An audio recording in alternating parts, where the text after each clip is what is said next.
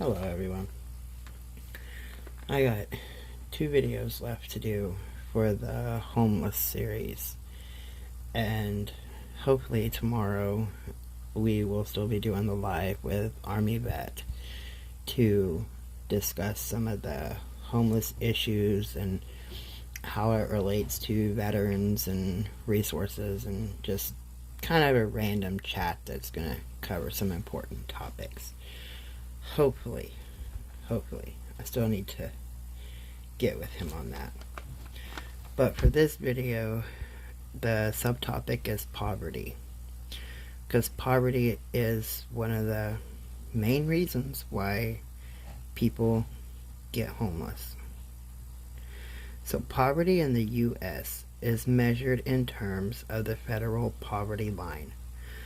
The poverty line is the threshold level. In other words, a level of income which you are either above and out of poverty, or below and in poverty.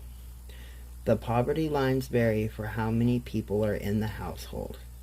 In 2018, the federal poverty line was $12,140 for an individual, $16,460 for a family of 2, $20,780 for a family of 3, and $25,100 for a family of 4. And this is what they use to determine how much food stamps somebody will get, if they qualify for state medical or housing assistance or anything like that. So where does the poverty line come from? It sounds odd to say, but the poverty line is all about food. First developed in 1965, just as the war on poverty was getting underway, the poverty line is based on the idea that at that time a typical family spent 1/3 of its monthly budget on food. Molly Orshansky, an economist working with the U.S. Social Security Administration, used the U.S. Department of Agriculture's estimate on how much a minimum nutritional diet would cost in 1965, and then multiplied it by 3 to get the budget that a family would need in order to get by. Her goal was to find out the minimum a family would need to survive for a couple of months in the case of an emergency. To this day, the poverty line is generated the same way. The USDA publishes the estimated cost of the minimally nutritious diet, then multiply by 3. And then we assume that families can live with this little income for years on end. Even if you accept a monetary measure for poverty, this approach has some real problems. For starters, according to the Bureau of Labor Statistics, the portion of the family's budget spent on non-food items like housing has skyrocketed since the 1960s. In 2016, Americans spent closer to 12% of their budget on food, rather than 33% that the poverty threshold assumes. Now get this, most of this is just by assumptions. This means that a family earning 3 times the cost of a minimal healthy diet today is only covering 36% of their monthly expenses, and as a result probably going hungry. Even a family earning twice the poverty line is probably not getting by. To get a real measure of how much a family needs to earn, you should multiply the cost of the minimum healthy diet by 8, not by 3.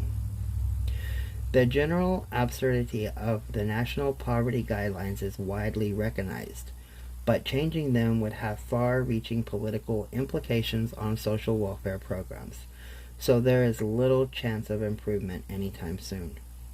In the meantime, a growing movement has been looking beyond the very idea that income is the best way to understand poverty in the first place. Poverty is multidimensional.